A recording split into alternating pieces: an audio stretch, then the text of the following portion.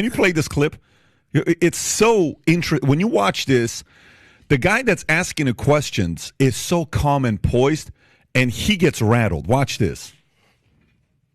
To look at this and say the reason that the Russian army is on NATO, the Russian army is at NATO's doorstep is because NATO has expanded rather than the Russians expanding? That, in other words, NATO has moved closer to Russia rather than Russia moving closer to NATO? Is that not an accurate way to look at this? I think that's the way President Putin probably looks at it. It's certainly not the way that we look at it.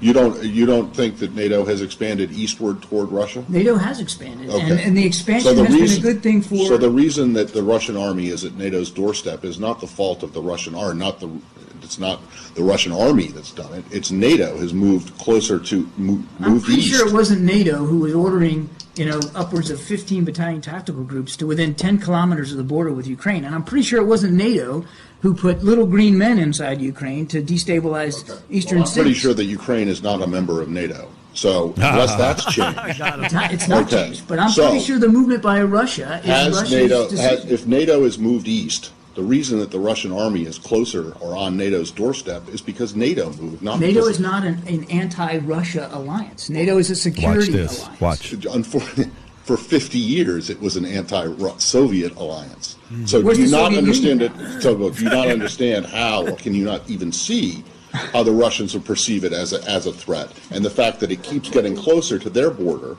while their troops, I mean, the places where their troops are, you say their troops are, and may have been in Ukraine and Georgia, are not NATO members. I'm not going to pretend to know what goes in President Putin's mind or Russian military commanders.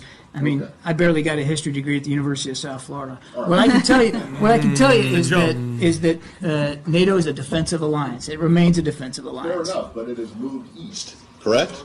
I mean, that's just a fact. It has expanded, absolutely. Right, exactly. But there's no reason for anybody to think the expansion is a hostile, a threatening move. And we've been saying that throughout the last 15 years, man. It's like you're moving closer to Russia. You're blaming the Russians for being close to NATO. No. Yeah. That's exactly what Hegel's We're saying. blaming the Russians for violating the territorial integrity of Ukraine and destabilizing the security which is situation not a inside NATO Europe. member. Which is not a NATO member. I see to you Other on that countries point. feel threatened. Nothing makes me happier than when you actually see a really good reporter that has the balls to do stuff like that and isn't silenced because they're scared about losing their job. I love things like that. But that's a guy named Matt Lee, that journalist. Good named on Matt you. Lee. What are your thoughts when you see that? Well, it's obvious that they don't want you to know the real history. They don't want you to know that when Germany was allowed to reunify, the promise from NATO to Russia was that we won't expand NATO. And then, of course, it did. I think there's 13 or something more countries that they put into NATO. And now they wanted to put Ukraine into NATO or threaten to do that. That would be like if Russia got into a military alliance with Mexico and they wanted to start putting military bases in Mexico. We wouldn't allow that. We wouldn't allow it. And just like what happened in Cuba with the missile crisis in the 60s, we wouldn't allow stuff like that. But we're doing that, and people don't want you to know that this NATO is not a defensive, it is offensive. This is a war that was started and provoked by NATO and the West. Zelensky ran on peace. He ran on bringing the country back together, right? The Russian speakers in the East, the Donbass. But he didn't do it. So why? Because he got threatened by NATO and the ultra-right, the Nazis in Ukraine. And so they threaten to kill. He knows he's a dead man if he does a peace deal with Russia. So that's why he won't. And when they had a peace deal in March, and that's when Boris Johnson from the UK flew there and said, hey, you don't do this. And he killed the peace deal. So Russia is the one that wants peace in this deal, and Ukraine and NATO do not. They want to bleed Russia economically, and that's why they blew up the Nord Stream 2 pipeline. And they allegedly, they've always said they were going to do it, and they did it. And for the life of me, I can't get why the European nations are going along with this. They've said stuff like, there was the foreign minister of Germany said, I don't care about my people if they don't want this. I care about the people of Ukraine. What leader of a country says they don't care about their own people, but they care more about somebody else's country? It's crazy what's going on. So people don't realize that NATO has provoked this. In fact, there was a peace agreement in 2014. The CIA helped overthrow the Ukraine government. And then the people in the Donbass didn't want to go along with this coup government, right? Because the leader of Ukraine wanted to be friendlier economically with Russia instead of join like the European Union. And that they couldn't have that, right? So that's why they did a coup. And the people, the Russian speakers in the Donbass didn't want to go along with that coup. And so they kind of wanted to break away. Ukraine government started shelling the Donbass.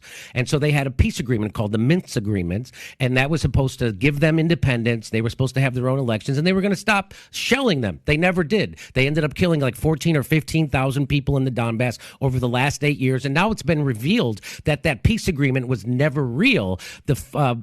Merkel, the former prime minister of Germany, just admitted that the only reason they did that peace agreement was to give Ukraine enough time to build up its military so when they finally did provoke an invasion, which is what they did, that they would have a military ready to fight Russia. And so people don't know this is what happened. Mm-hmm. And so they just think that one day Putin woke up and said, I want to go invade Ukraine because I'm a maniac. And they think that he's the bad guy. They think that he's acting rationally. We always knew he would do this. In fact, we were counting on him doing this. That's why we did what we did. And they don't know that Ukraine ramped up their bombing right before the war started last year. They doubled their bombing. They were really trying to provoke it, and they did. And they provoked it. And the Russia would rather have a peace agreement. The rest of the world would rather have a peace agreement. Not NATO, not Joe Biden, not the military-industrial complex. And so that's where we are. And people don't know that. And that's what that is. That guy's saying, hey, NATO's the ones expanding. The reason why he said it. The reason why that NATO's army is on the doorstep of Russia is because we moved, not Russia. And it's just obvious that we're the bad guys. The United States is the world's terrorists. We have 1,000 military bases. We have 400 military bases surrounding China since the Korean War. We just added 3 new military bases in the Philippines. They just announced 2 weeks ago. This is how all empires end. We're overextending militarily while we have people living under every bridge. People don't have health care, a living wage. Half the country can't afford a $500 emergency. 80% of workers live paycheck to paycheck. 50% of wage earners earn $30,000 or less. People go bankrupt when they get sick in this country. We have homeless people everywhere, and that's because our government is 100% corrupted. It's the people think that it's corrupted like, oh, Joe Biden gave his kid a no-show job on a Ukraine energy board, or Donald Trump gave his kid a deal with the Saudi. No. That's regular corruption. I'm talking about 100%. Everything the government does, it only does it because of corruption. And that's the only way the wheels get greased is through corruption. That's why we can send $100 billion to Ukraine without any oversight, and we still won't send it to our own cities to fix our homelessness or our bridges that those homeless people are living under. We won't even fix our own goddamn country. So people don't realize that this is pretty much a banana republic. We're at the end. This is the end of this empire. We're basically Brazil with a couple of big cities that are keeping it afloat. You think so? Yeah. You believe that? Yes. Yeah. Well, when half the country can't afford a $500, this is what I like to say. What do you call a system that takes the richest country the face of the earth has ever seen and renders half of its population poor or low income? You call that a failed system. And that's what we're living in. And people think we're going to be able to vote our way out of this. What we have to do is get people in the streets. So when someone like AOC has 13 million Twitter followers and Bernie Sanders has, they're supposed to tell people to get in the streets, shut stuff down, protest, and take our government back. But they won't because they're part of the system. And that's what I'm trying to wake people up. It's worse off having people like Bernie Sanders and AOC in the Democratic Party in government, even though Bernie claims he's an independent. He's a Democrat. And why is it worse? Because it gives people the false impression that there's somebody actually fighting for you in government, and there isn't. So okay. And the only way you can have change and get people into the streets is when they lose faith in the system. And we have to get them, we have to disabuse them of the idea that there is somebody fighting for them in this system, and there isn't.